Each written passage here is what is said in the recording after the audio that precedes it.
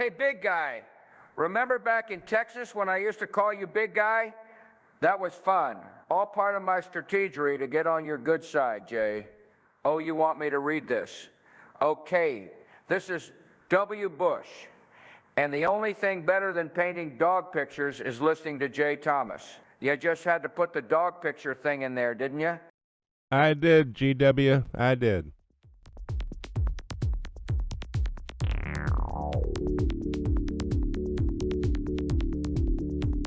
And now, from a secret location outside of Hooker, Oklahoma, nestled in our DEFCON 1 priority bunker, safely ensconced hundreds of feet below the fruited plains where America grows her amber waves.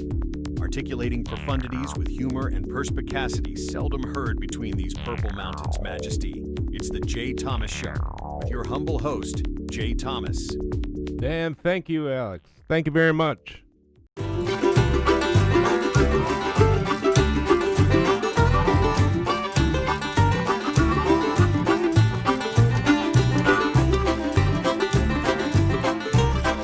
That's Kevin MacLeod. Still picking. Our happy music. Happy Monday, ladies and gentlemen. I am plain injured. I had my teeth drilled this morning. I still have Novocaine lips, so you'll have to excuse me for if I sound funny. Anyway, okay, right to it. You can file this under you. And this is from Eric Firkenhoff, Lee Enterprise Public Service Journalism Team. It's a whole team of people. Canadian County Sheriff's Office. The sexual abuse allegations, well known, many claim. Many, apparently. His line was always the same. Can I see it? Whoa. Man, the number of times former Canadian County Sheriff's Officer, he's a Major John Bridges, used it was in the dozens. Dozens? All right. According to reports to state police and an alleged victim, RW, this sexual abuse of mostly boys and men under his watch. Okay. You know what we need? I know we don't have one. Can we get a CC? Can we get a wood chipper? Wood chipper sound effects? That'd be great. All right, we'll get one later. Yeesh. Now it went on for decades. He only said this a dozen times. It went on for decades in this Oklahoma County. RW said. RW is the victim again.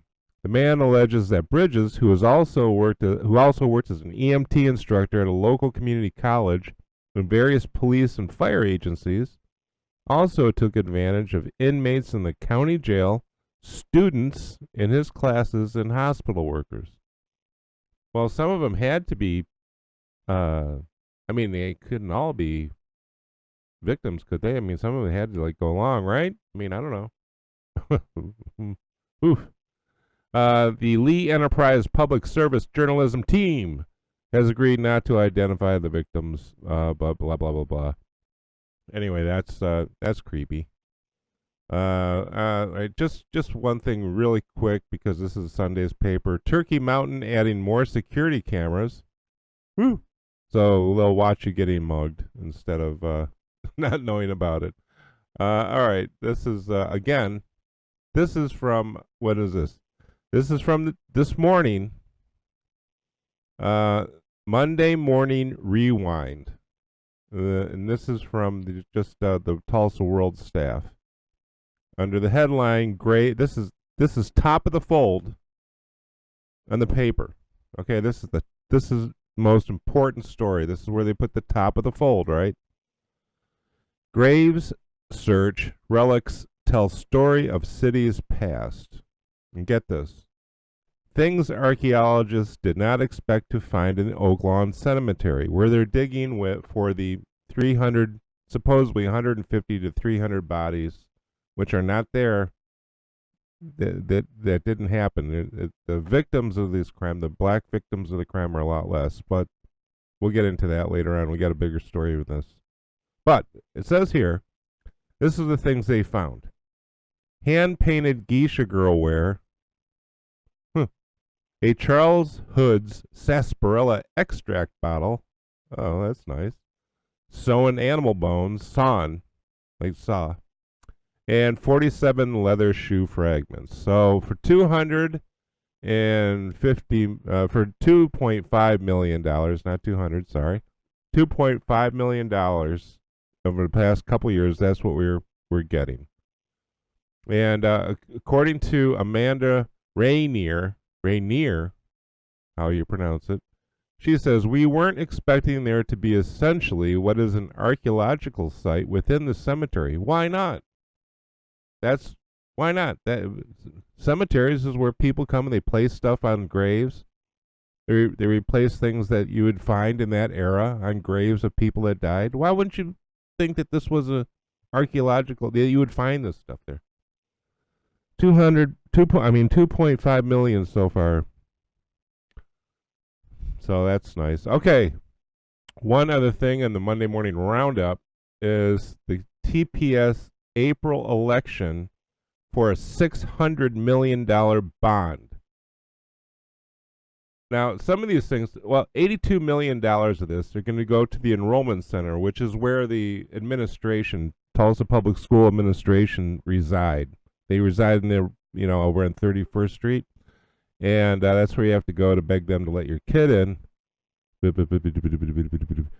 then there's $82 million to renovate that. The Hamilton, Hoover, John Hope, Franklin, Kendall, Whittier, Marshall, Owen, and Springdale elementary schools.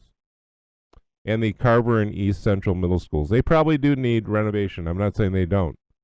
$82 million is a lot of money. And then there's another $70 million will go to replacing and repairing HVAC, and they probably need that too. That's 37 buildings. That's $2 million each. And he says we have to have roofs. Yeah, and this is from our old friend, Lindsay Cribile Burton. Old Lindsay. And then I want to see this breakout because that's $600 million is a lot of money. There must be a lot of neglect over the years. So, and then not to be outdone. Okay, this is from Saturday, and I said something about this in my little Saturday supplemental. This is from who's this? Kevin Canfield. Kevin writes in Tulsa World, the city's planned low barrier homeless shelter northwest of downtown will serve 180 individuals and be operated by an Oklahoma City-based service provider. I don't see the name, but here, City Care. Okay, all right, and blah, blah, blah, blah, blah. A low barrier homeless shelter isn't a homeless shelter that that has small walls around it. A low barrier shelter is one where people with drug and mental issues are allowed to go into with basically no barrier, nothing. They don't require anything of these people, and this is being put into the Crosby Heights neighborhood, and that's actually a pretty nice neighborhood. I know people that live up that way, and this is going to be right outside, their neighborhood, and it's right by the Gilcrease Museum. It's going to be located at 315 South Gilcrease Museum Road, which is down there by it's in a not a residential. It's located in a manufacturing area, but it's right outside that neighborhood. Neighborhood's on the other side of was it 412? So, I don't know what to do with these people, but what I'm concerned about is these people are going to have nothing. They're going to require nothing from these people. Okay, now I will tell you how this is going to work. Listen to Rachel Freeman, the CEO of CityCare. She said this, and I'm sure that everybody went, "Oh, that's so nice." Listen to what she says. What we do in low barrier shelters is any reason that you would say, "Oh my God, you can't access the shelter," we say, "Yes, you can." So the reason why you can't get into shelter is that you're doing drugs, you have severe mental disorders, you created problems in other shelters. They know who you are. So they're going to put these people there. Now they also operate one in Oklahoma City as 112 units and permanent supportive housing. These are words you have to understand. You have to listen to, because they're telling you what they're going to do, and if you complain about it later on, they say, "Well, we told you we were going to do this." And it said low barrier shelters serve individuals who, for a variety of reasons, cannot access traditional shelters. This is not a good thing, and I don't know what to do with these people. I don't have. I do. One thing you can do is expect them to behave a certain way. Some of these people are going to have severe mental issues, schizophrenia. Schizophrenia is. I don't know if you've known people that have it. I have. I've known people who've had schizophrenia, and it is not good. You have to put these people, for their own good, in a mental institution, and you have to do it by a judge's order, because they are not. And again, here is this.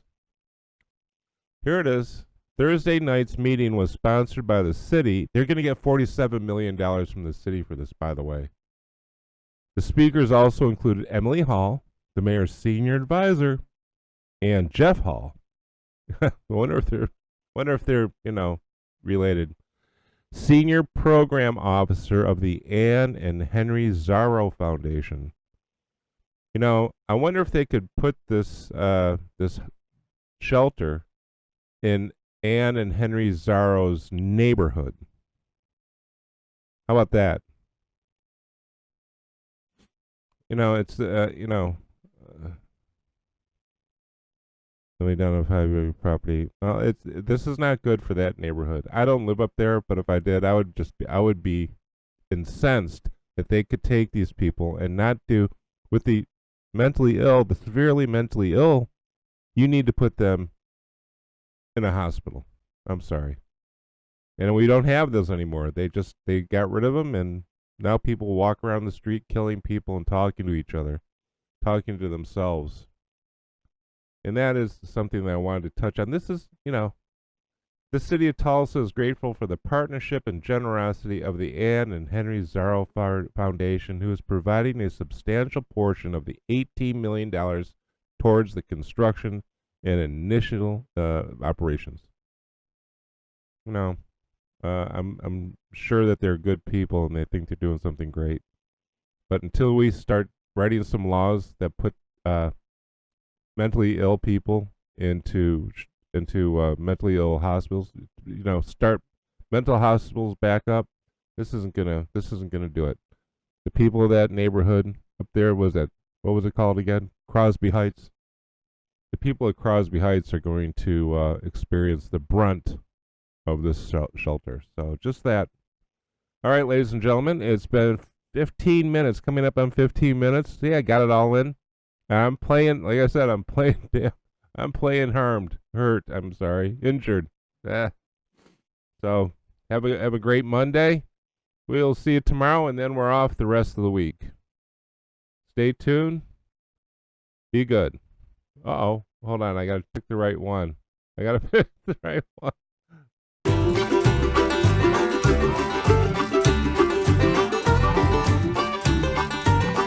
me alone. I'm Novocained up, man.